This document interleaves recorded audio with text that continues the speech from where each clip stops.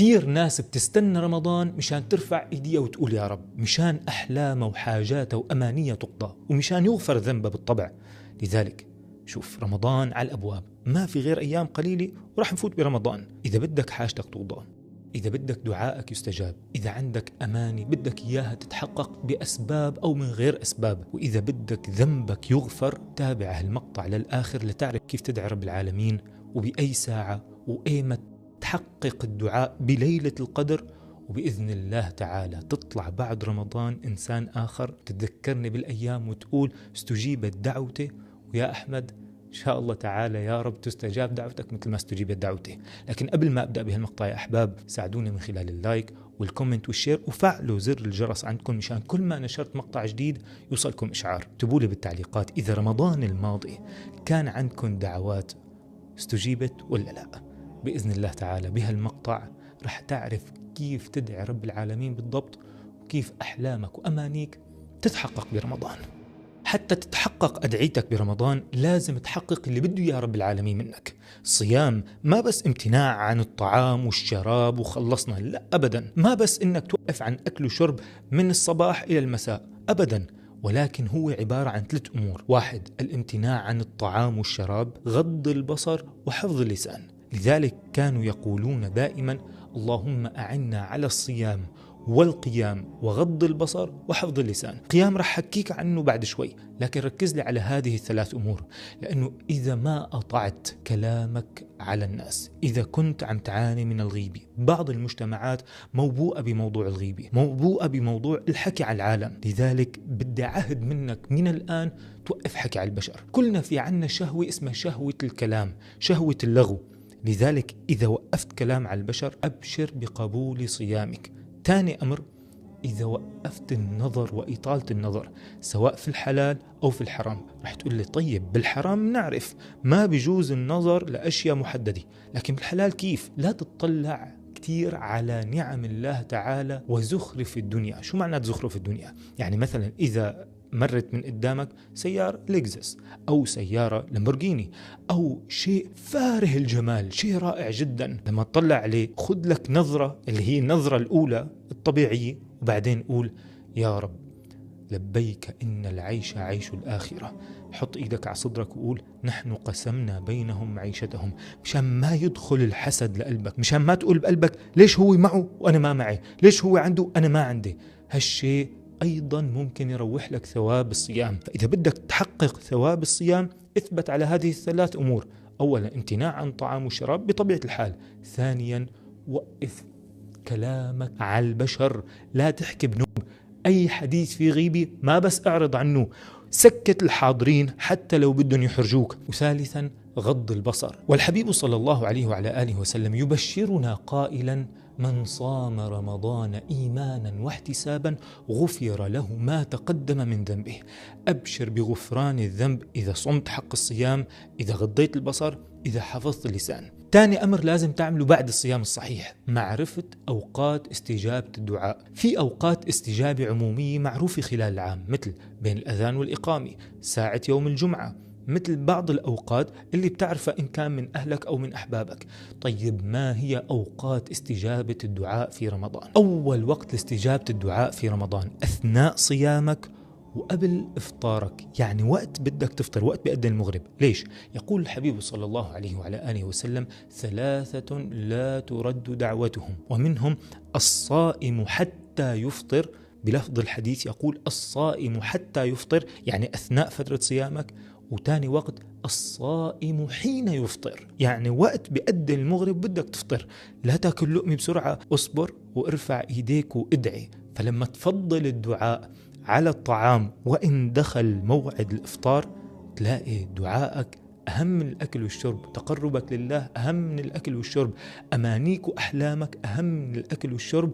وبإذن الله تعالى لا ترد دعوتك، مصداقا لحديث رسول الله صلى الله عليه وسلم حينما قال 3 لا ترد دعوتهم ومنهم الصائم حين يفطر. ثاني وقت لاستجابة الدعاء قيام الليل في رمضان. الحبيب صلى الله عليه وعلى آله وسلم يقول: من قام رمضان إيمانا واحتسابا غفر له ما تقدم من ذنبه. لما تقيم الليل برمضان ما عم احكي لك هون عن صلاة التراويح، عم احكي لك عن قيام الليل بذاته. بعد ما تخلص صلاة التراويح إن كان جماعة أو فردا، صلي ركعتين قيام الليل. ما دمت سهران وسهران حاول صليها لحالك ولو ركعتين، وبعد ما تصلي هالركعتين ارفع ايديك وادعو، وراح احكي بكفاية المقطع كيف تدعو. ثالث وقت لاستجابة الدعاء في رمضان في ليلة القدر. طيب متى ليلة القدر؟ هلأ تحديدا بالعشر الأواخر من رمضان. إذا ما قادر تقيم كل العشر الأواخر، ما قادر تقعد كل يوم تفرد ولو ربع ساعة 10 دقائق إنك تدعي رب العالمين بالأشياء اللي بدك إياها، على الأقل بالأيام الفردية من العشر الأواخر، يعني 21 23 25 27 29 من رمضان. كل ليلة من هاي الليالي ارفع ايديك وادعو الله تعالى بما تشاء. فثلاث أوقات رئيسية لاستجابة الدعاء: أولا عندما تكون صائما وحين تفطر، الصائم حتى يفطر والصائم حين يفطر. ثانيا بقيام الليل بكل أيام رمضان. ثالثا بقيام ليلة القدر. طيب بعد ذلك شو أدعي بالضبط وكيف أدعي؟ أنا ما بعرف أدعي، بس بدي تدلني على طريق دعاء. طيب ما بتعرف تدعي؟ ركز معي منيح، وقدك ترفع إيديك وتدعي رب العالمين لما بدك تفطر أو أنت صائم أو أثناء قيام الليل برمضان أو أثناء قيام ليلة القدر. ترفع إيديك تقول: يا رب يا رب يا رب يا رب يا رب، يا ذا الجلال والإكرام، يا ذا الطول والإنعام، يا أرحم الراحمين ويا أكرم الأكرمين، صل وسلم وبارك على سيدنا محمد وعلى آله وصحبه أجمعين. ابدأ دعائك بالتقرب والتذلل لله تعالى، واحمده وصفه بصفاته: يا ذا الجلال والإكرام، يا ذا الطول والإنعام، يا أرحم الراحمين، يا أكرم الأكرمين، يا رزاق. شو بيطلع ببالك من هذه الصفات وهذه الأسماء أولى. بعدها صل على رسول الله صلى الله عليه وعلى آله وسلم. بعد ذلك بالأيام العادية ما معك وقت تدعي كتير، ادعي بجوامع الدعاء. شو معنى جوامع الدعاء؟ بدي إياك تحفظ هالدعاء وتكرره بكل أيام رمضان، سواء دعيت باللي بدك إياه أو ما عندك وقت تدعي بالأشياء الخصوصية. شو ادعي؟ قول: اللهم إني أسألك من الخير كله عاجله وآجله ما علمت منه وما لم أعلم، وأعوذ بك من الشر كله عاجله وآجله ما علمت منه وما لم أعلم. دعيت رب العالمين بهالحالة بكل أصناف الخير، وتعوذت بالله تعالى من كل أصناف الشر، فحتى أمانيك وأدعيتك والأشياء اللي بدك إياها اتضمنت بجوامع الدعاء. طب شو ادعي كمان؟ أكثر من قول لا إله إلا أنت سبحانك إني كنت من الظالمين. يعني بعد ما تصلي على رسول الله صلى الله عليه وسلم وتقول اللهم إني أسألك من الخير كله عاجله وآجله، قول: يا رب لا إله إلا أنت سبحانك إني كنت من الظالمين، برحمتك أستغيث ومن عذابك أستجير، يا غياث المستغيثين، يا أمان الخائفين. كل ما دعيت رب العالمين أكثر، كل ما دمعت عيونك أكثر، كل ما استحضرت إنك مع الله أكثر، فأبشر باستجابة دعائك. وأنا بتمنى وأرجو من كل شخص عم يشوف هاللحظة هاي يكتب لي بالتعليقات لما بكيت بلحظة معينة رفعت فيها إيديك لرب العالمين وترجيته بقضية معينة ما إجتك استجابة الدعاء، رجاء اكتب لي إياها.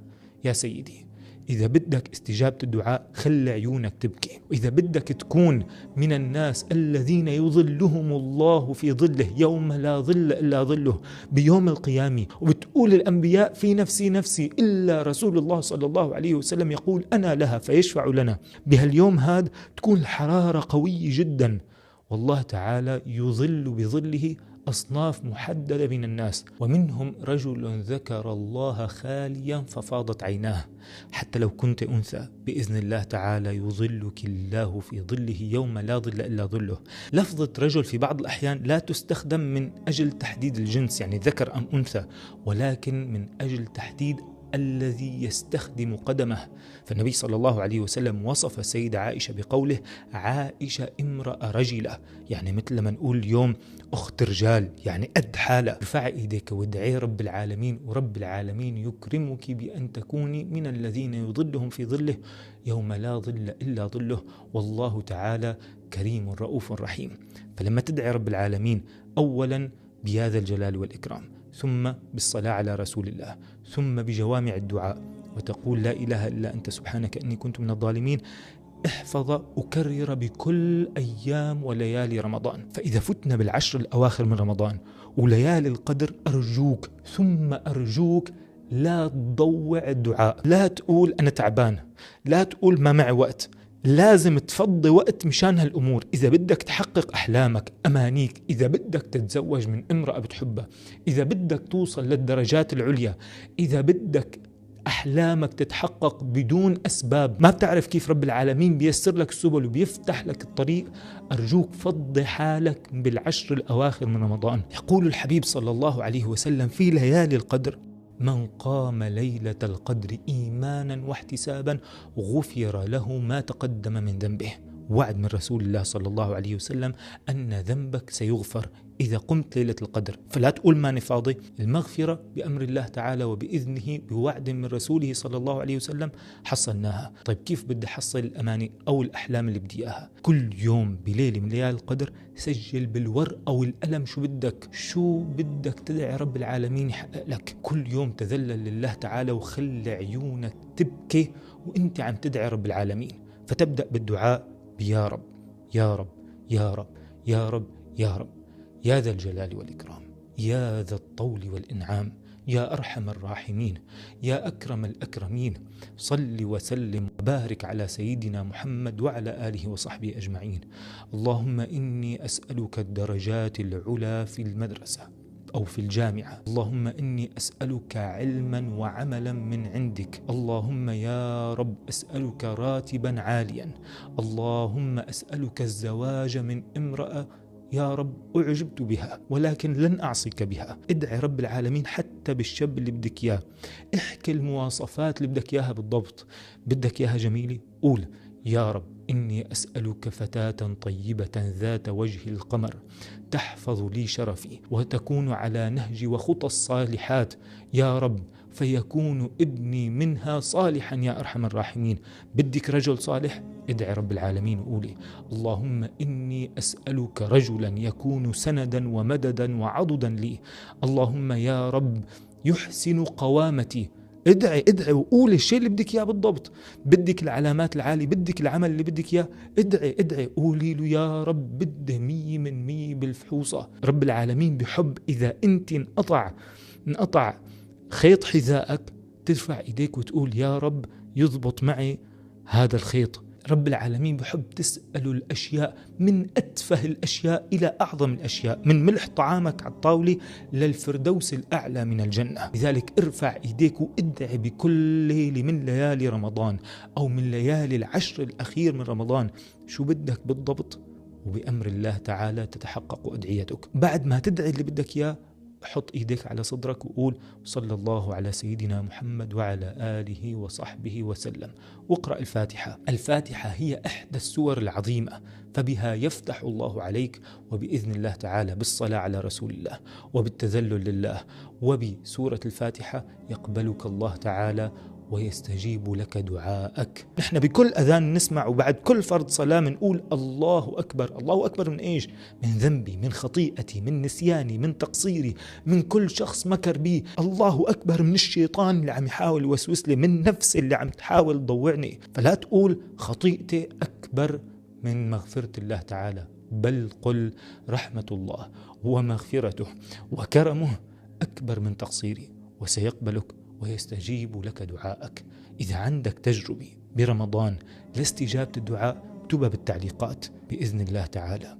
رح تتذكر بهالمقطع بعد ما يمضى رمضان وبعد عام من الآن، وتقول بقلبك يا أحمد ما مضي العام إلا ورب العالمين استجاب دعائي. الله يجزيك كل خير. فاذكرون بدعائكم اكتبوا لي تعليقاتكم الحلوة وانشروا المقطع على أوسع نطاق، عسى تستجاب دعواتنا وأمانينا، وعسى أن يكرمنا الله تعالى بالفردوس الأعلى من الجنة في صحبة الحبيب صلى الله عليه وسلم وأهالينا ومن نحب، وأن يكرمنا الله تعالى بالعمرة والحج جميعا لكل شخص عم يشوف المقطع، وأن يكرمنا برؤية المصطفى صلى الله عليه وسلم. السلام عليكم ورحمة الله.